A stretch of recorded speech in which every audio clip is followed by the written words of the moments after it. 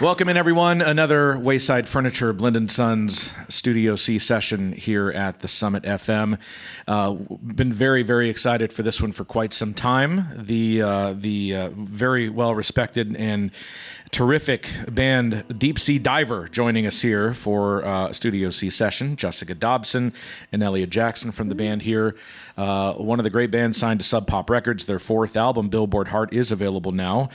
And just performed last night in concert, July 24th, 2025 at the Grog Shop in Cleveland Heights. Jessica, Elliott, welcome to Akron. Welcome to Studio C. Thank you so much. Thank you guys for showing up on a... Yeah. Is this a Wednesday, a Thursday? What day Friday. of the week is it? It's been quite a week around here.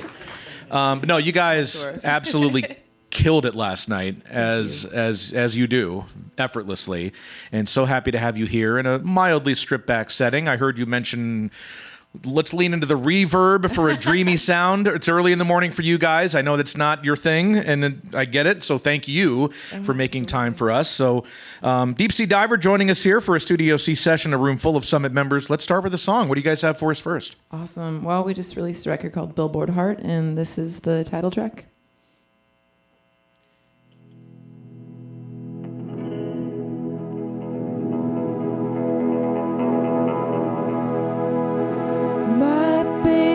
Got a billboard heart that says please don't revive. I would paint all over it, but I'm afraid of fights.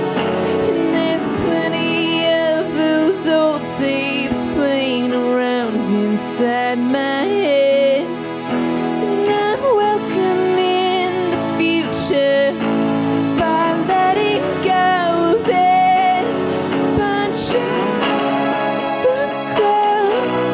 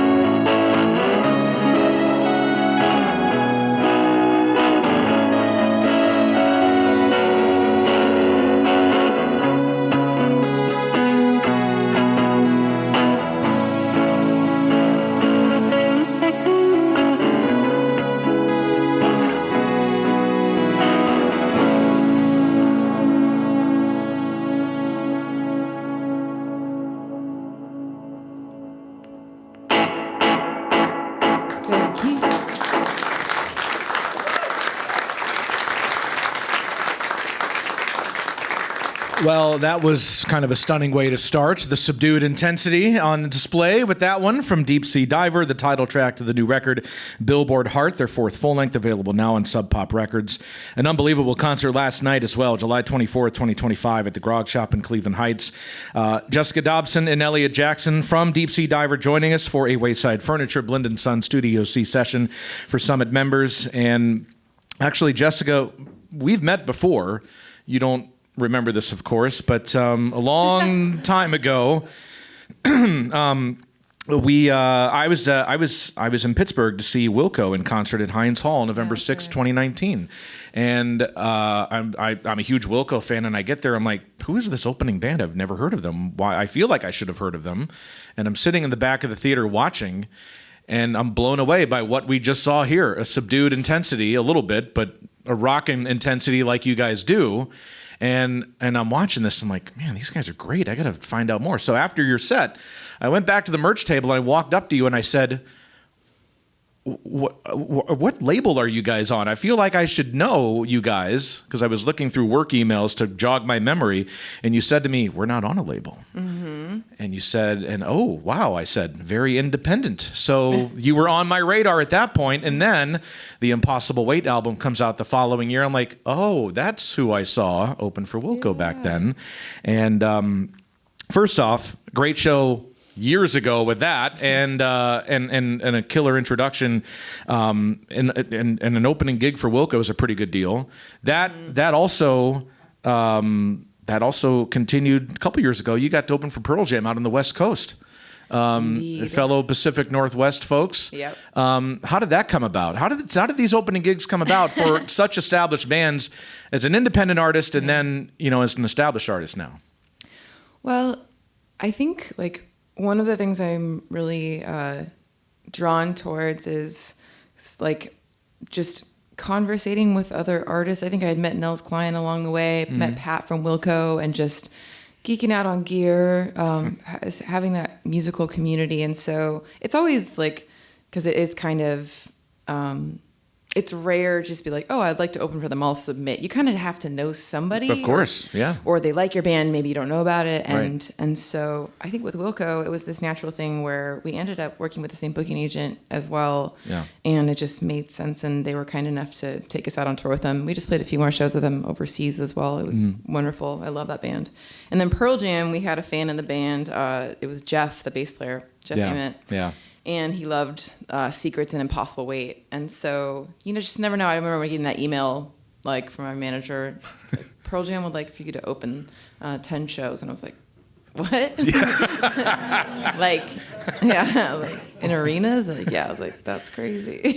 And so we ended up actually debuting trying out a lot of songs in arenas that were new for this record at the time. But what's that like? I mean, you have such a guitar rock sound, and to let it all rip in a giant arena like that, that's got to be a cool experience. It's pretty wild. Yeah. I was actually kind of surprised by a lot of arena shows. You just never know as an opener if sure. If everyone's going to be just drinking beer, eating hot dogs, who's and paying not attention, ever looking your way. Right. But Pearl Jam fans are. If they like you, they love you. So I'm one of them, so I can attest to that for sure. So we they were very respectful, and and we we've seen them at a bunch of shows along the way, and they love to travel. It's cool. Yeah. Well, and just seeing your live show again, especially touring behind this record, there is just such a grit, a swagger, a magnetism, and strength coming out of you and your band in these performances, and I feel like you're just channeling legends from artists like from St. Vincent to Kate Bush. And oh wow, thank you. You're welcome. I will take that. I see it in both, and I'm just wondering where some of these influences come from and your style of guitar playing. I mean, I'm watching you last night, and you have I don't know. There's you channel it's an art form to channel feedback and distortion like you do. And I know you're an effects pedal nerd. I heard you visited Earthquaker Devices down the road here just yesterday. I mean, your guitar playing, what have you styled that off of, and whom? Yeah, so growing up, I think probably some of my earlier influences, because I had a cool cousin, were like the Smiths. Kind of a lot of jangly Britpop, Echo and the Bunnymen. Yeah. Blur. I love Graham Coxon's guitar playing. He was the most experimental one that I was into. And of course, Johnny Greenwood from Radiohead. Yep.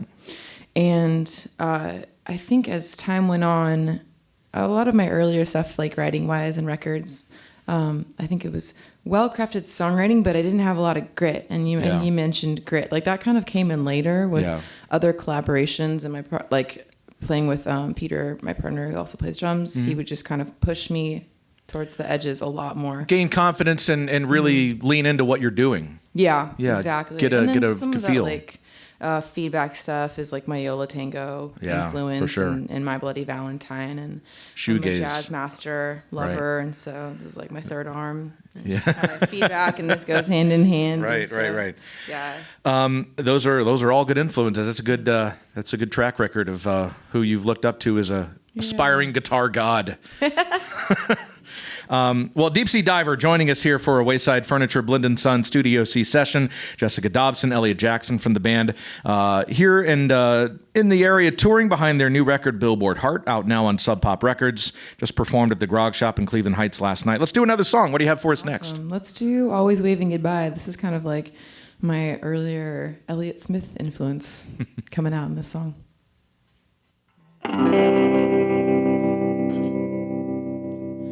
Well, I've been out drinking with all of your demons, holding some space to see if you would sneak in. But I know, you know, I know you're not here to let go. Your confetti of thoughts, well, they're lying on the rug, and I'll let you down easy. You don't have to get up, because I know, you know, I know, I know, you know, I know. We're always waving goodbye, always waving goodbye. We're always waving goodbye. The lessons we've learned, yeah, they've never been free. Now you're talking with strangers like you used to with me. But I know, you know, I know, I know, you know, I know. We're always waving goodbye, always waving goodbye. We're always waving goodbye.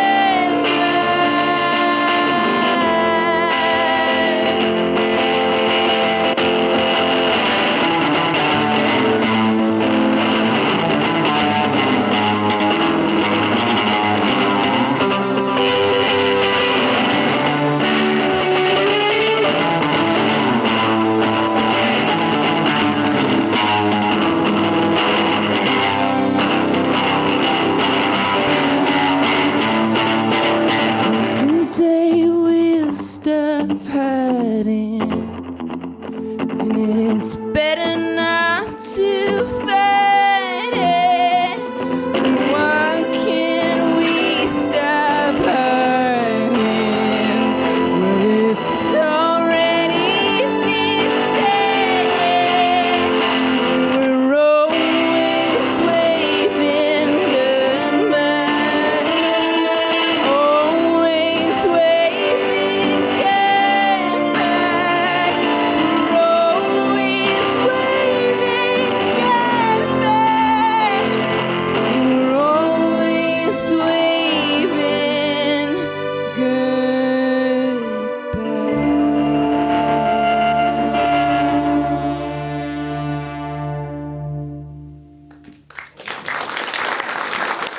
Thank you. Deep Sea Diver joining us for another Wayside Furniture Blind & Son Studio C session. This room is packed with Summit members. Got a lot of Deep Sea Diver fans in the room as well. Very excited for this one. I've been looking forward to this for a long time. Jessica Dobson, Elliot Jackson from Deep Sea Diver joining us, touring behind their fourth album, Billboard Heart, out now on Sub Pop Records, and a great concert last night at the Grog Shop in Cleveland Heights. I want to ask you about this too. A couple summers ago, you went into a studio to, start working out some ideas, record some tracks, just get started on making this new record. And I understand that, it just didn't. I don't know. You just weren't feeling it. Nothing really clicked for you. It didn't go so well. And I'm sure that was disappointing and a little discouraging. Writer's block. I don't know, but you stepped aside. You sort of got out of the studio, took a break from that, came back with a renewed sense of maybe context or different ideas in your head. And, I can only assume it obviously gave you a renewed approach. Tell us the process of how that all went down and the making of this new record and the stopping and the starting with that. Yeah, I think when you start thinking about making a record, you're hoping to bring your authentic self, using all of your intuition, all of those things, and try not to think too hard about it. But I think that on this record, the path it took was I felt really confident. I was like, all right, we've got 11 songs. We played them. We did a bunch of secret shows in Seattle. Mm-hmm. We were feeling really good about them. We had tried some out, like I said, at the Pearl Jam shows. They were going really well. But sometimes it's just you go in the studio and you think you have it, but you didn't quite capture the spirit of something. Yeah. So I think it was that plus. Do you think you put a lot of pressure on yourself? Yeah, all the time. Yeah. That's the artist way. I've yet to meet an artist who doesn't in some way, shape, or form. But so how do you push yourself out of that? Well, I had to. I think, like you said, we kind of took a break. I had to completely step away from it for a second, which is always a really hard thing to do because I was really disappointed. It was we spent a lot of money. That's already pressure, in and of itself. Right. But I was like, where did I go wrong? Can I trust my intuition? And you start asking yourself all those questions, and just took a break and had to find it again. And when I did find it, with the help of my band members, Elliot, Peter, all these things, or my co-producer that we brought on later on for the project. Yeah. He was like, Jessica, you have all of these, what you thought were demos. This is the thing. Yeah. The song What Do I Know was recorded at my house in my home studio. Right. And I was like, oh, it's just a demo. But it's no, it's good. Sweet. Yeah. That rips. Well, I can speak to that too. As a music fan and as someone who listens to music for a living to choose what to play on cool radio stations like ours, sometimes there's songs that I'll hear that are new and it's okay, that's good, and I don't really think too much about it. Yeah. And then you keep listening to it maybe in the background and then maybe you just don't for a while, but then there's a certain moment when you don't even realize that you're not fully paying attention where it does come on in the background after you haven't heard it for a while in a completely different context. And then it clicks and that's when you get it. I'm like, oh, that's this song and I love this now. So I'm sure maybe a similar sense with yourself. You just had to step away, let it breathe for a minute and just forget about it for a little while. But then when you came back, it all clicked. Yeah, it kind of figured out with the help of others, just kind of how to take the power back of, it was we started out with some great people working on the sessions in LA, but it wasn't quite the right crew. So Andy and I joined forces again. We did the last record together. Mm-hmm. And I was able to finish the record, thankfully, with such a beautiful, reckless freedom that was not there at the beginning. Yeah. And then it was almost like jumping into an ocean and just saying just completely letting go. Right. A looseness that was freeing for you. Mm-hmm, absolutely. Yeah. Well, one of those songs from this new record, which quite literally has been one of my absolute favorite songs of the year, is the song Shovel. And I talked about it before. There is a grit and a swagger and a magnetism and a strength coming through. I think you just sort of realize that with your diving into the ocean metaphor, and it really, really comes through on that one. And I'm just wondering if you could give a little background on that song, Shovel. Sure. Shovel was such an interesting song on the record. There's nothing else like it on there. And it has a lot of I call it my Nick Cave meets Robin or Kate Bush song. Yeah. Where you mentioned Kate Bush earlier. Right. My love. Totally where pick up on the it's- Nick Cave influences too. Yeah, now that you kind mention of that spoken word, Sonic Youth. Yeah. I almost didn't even speak Right. in the verses. Right. And it's a new thing for me and for this record. Mm-hmm. And it came out of a writing exercise. I was reading Jeff Tweedy's How to Write One Song, Right. another book called Writing Better Lyrics, terrible title, great book. And it said the prompt that day was use all 5 senses and write about a shovel. And Well, that's what I love about that song. It's like you're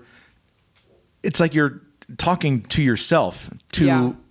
get yourself pumped up that you can do anything. right. You know? Yeah, like the shovel. I mean, it's like it's the one. It's the A metaphor it's the for only double self-empowerment. entendre on the record where it's like basically I'm saying like I'm gonna kill you, which is the critic, Yeah. and also. I'm trying to think. You'll be taken care of. Oh, and also, like, everything's going to be okay. Like, Yeah. you'll be taken care of is like, I'm going to kill you. And also, I'm fine. Yeah. I mean, I've never, it's Is a metaphor. that, too intense for this one? That's what I mean. I love the intensity. It's a metaphor for self-empowerment. And it's a song to get fired up. Like, like if you're coming at me with those lyrics, I fear you a little bit, Yeah. Yeah. Yeah, that's what I was aiming for. Well, let's hear that song right now. Shovel by Deep Sea Diver here at the Summit FM.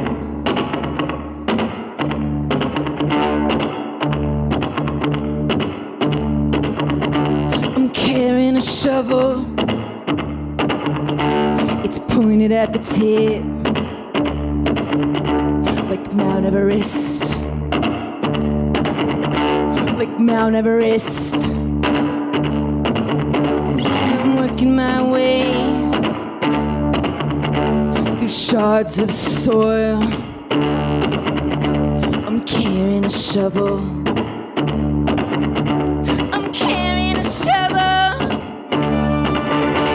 All this time I hate myself for losing my grip. Thought I put you underground, now I'm not sure of it. You've been taken care of.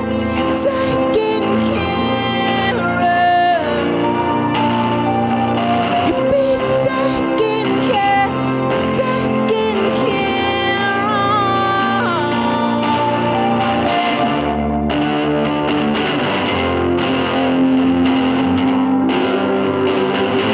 And a little bird sings, then Mother Nature rains. She's painting a new shade. She's painting a new shade. And I'm taking forward in a burial place. My legs are like pillars, but I'm only in the way.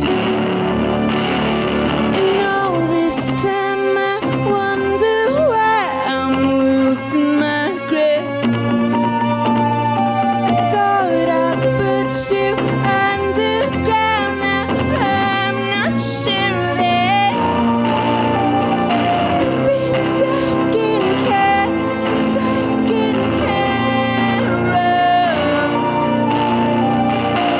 Be taken care of. I'm bruised and I'm blistered, no ticks in my hands fall off. Bruised and I'm blistered, no ticks in my hands fall off. Bruised and I'm blistered, no ticks in my hands fall off. Bruised and I'm blistered, no ticks in my hands fall off. Bruised and I'm blistered, no ticks in my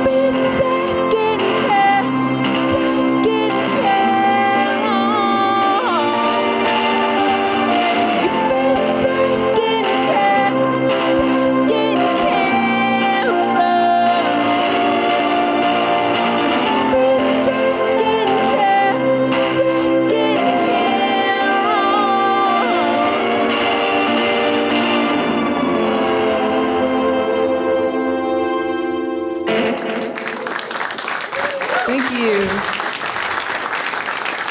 Thanks so much. Whew, God, I love that song. That was Deep Sea Diver and Shovel here as part of a Wayside Furniture Blend & Son Studio C session for Summit members. Jessica and Elliot here from the band. Every time I hear that song, I feel like I could run through a wall for Deep Sea Diver. Run through a brick wall for you guys. That's such a killer song. Love that one. So yeah, seeing you last night in concert at the Grog Shop in Cleveland Heights, there is an interesting thing that happens during these shows, and that is an impromptu Q&A session you have with the audience. And you learn something about the Midwest, and that is that corn sweats. I love that you're bringing this up. Have you researched this topic on the tour bus on the way down here this morning? We have continued to talk about it. I don't know if we've researched. I like that it's these little random things that become funny on the road. Where our merch person that was selling for us last night mentioned corn sweat. And that, like, didn't I come up with an impromptu song last night? You sure did, and it was fantastic. Yeah. Blame it on the corn sweat. You know? So I blame all of my problems on sweating corn. Keep going. That was good. Okay. Keep going. Yeah. Keep going. Keep going. Yeah, I don't know. It's just funny to me. It sounds funny. Well, it's a phenomenon, and I'm looking this up and researching this now. Corn sweat is known by the scientific term of evapotranspiration. It's the natural process by which plants move water from the roots of the plant to the surface, and then it evaporates into the atmosphere, making the local region feel more humid. So it's exacerbating the impacts of the extreme heat blanketing the Midwest right now. There's your real-time update on corn sweats. You know. You're welcome. There's always something going on when you're touring. Learning about the places you go to. Yeah. We got to the bottom of that, so you're welcome. Thank you for that very scientific information. I'm here to help. I'm doing research on the fly here. A serious topic I wanted to bring up. I know that you're aware of this, being a touring musician, and your music being played at local independent non-commercial public radio stations like ours. You know, we talked about it before we got this session started, and that was this past weekend. You know, we had to rally back here as a radio station from the Corporation for Public Broadcasting grant that was taken from us through an act of Congress, $130,000, which was lost to us. We made that up in a live on-air pledge drive all day Friday, Saturday, and Sunday. And then some. That's incredible. It is. It's unbelievable. And again, a big thanks to all of our Summit members who contributed to that. I mean, that's all thanks to you and your belief in what we do. Public radio, and it's at risk right now all around the country with this, and it's an ecosystem. I mean, you know, along with the Corporation for Public Broadcasting grant, part of that is the streaming licensing to, you know, just licensing songs to get played on the radio, all the behind the scenes stuff that no one thinks about but has to happen. And, you know, there's a lot at stake, and that's just one part of it. You know, being able to have the licensing paid for to play songs like yours and your band Deep Sea Diver and many others on public radio, where we're the only places that play such excellent music like this. And, you know, that turns around, you know, to affect you guys and your ability to get your music heard and then to go out and tour behind it and make money as a band. It's a symbiotic relationship. And, you know, I've seen on your social media, you've been at other non-commercial public radio stations in our world too, like KUTX in Austin. I don't know if you've been to any others. I know you do some sessions like this around. Yeah. What are your thoughts on all of this? Well, that's such a shame that grant went away. I don't understand why it's always arts and music stuff that gets cut first.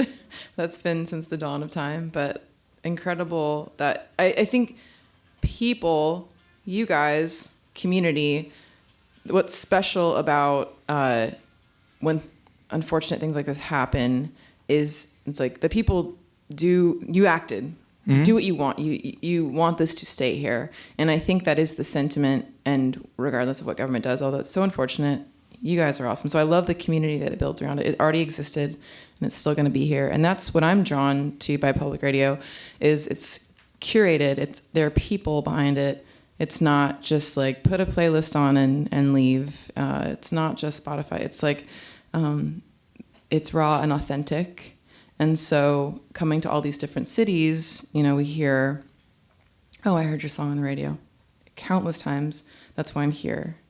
And or I was singing, a song with my, sister or aunt or grandma in the car, and it struck me, and that's why I'm at the show, whatever. I think those experiences are priceless. So yeah, I'm a massive advocate for you guys still being here. Thank you, Jessica. That's very kind of you to say. Yeah. We've been all up in our feels with many emotions all this past week. We love you guys, the artists that we play, for the work that you do, and it is great and important work touring the country and sharing your art with everyone. That's critically important.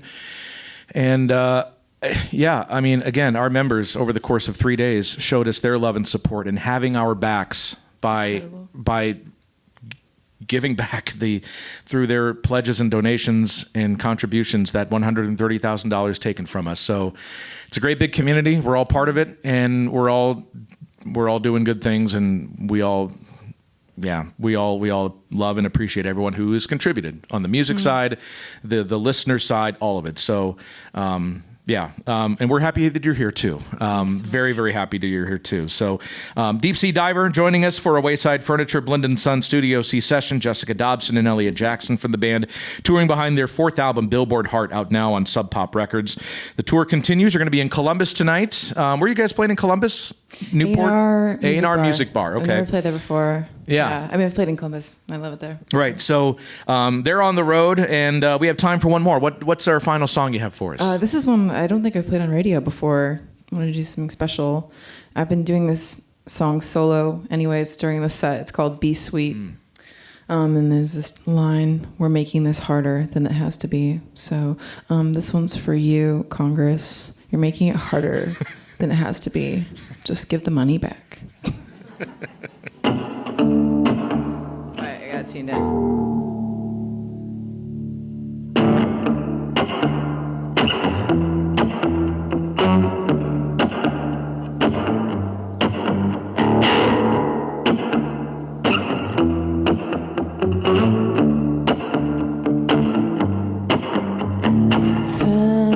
Is the net that I keep dragging on the lake?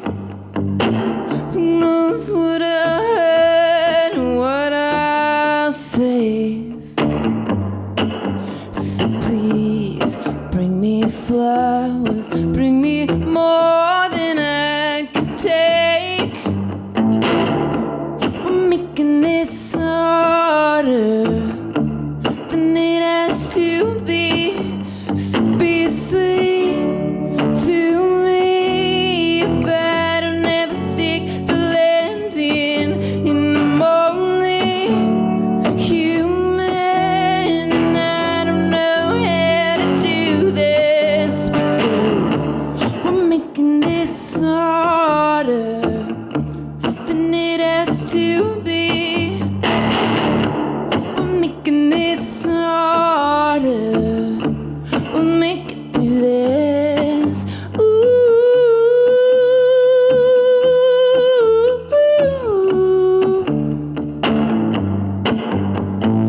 Time will undress all of the skeletons we've made. Who knows what I'll burn, what I'll save. So please walk through the fire with me, so I don't hesitate. We're making this harder than it has to be. So be sweet to me.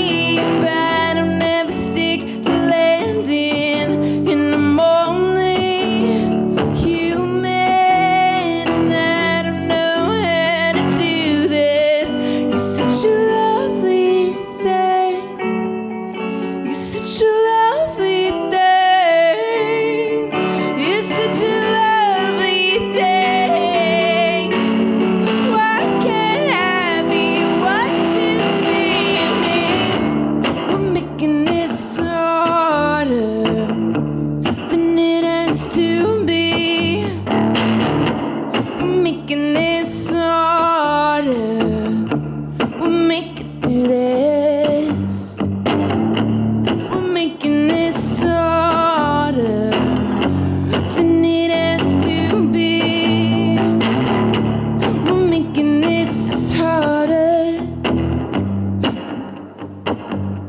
You're making this harder.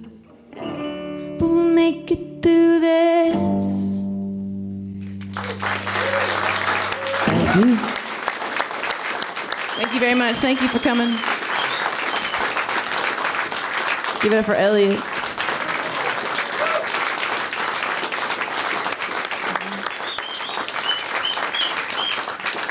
You guys, this was so good. We really needed this right now. That was such a fantastic Studio C session for our Summit members. Yeah, one of my favorite albums of the year, and big fans of your work. You guys are so great. Deep Sea Diver, Jessica Dobson, Elliot Jackson. One more Summit round of applause for these folks.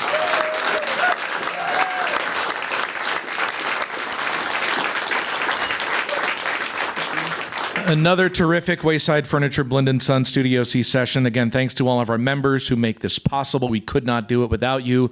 And thanks to the artists who come by here and share their art and talent and music with us. Deep Sea Diver, everyone. Thanks again.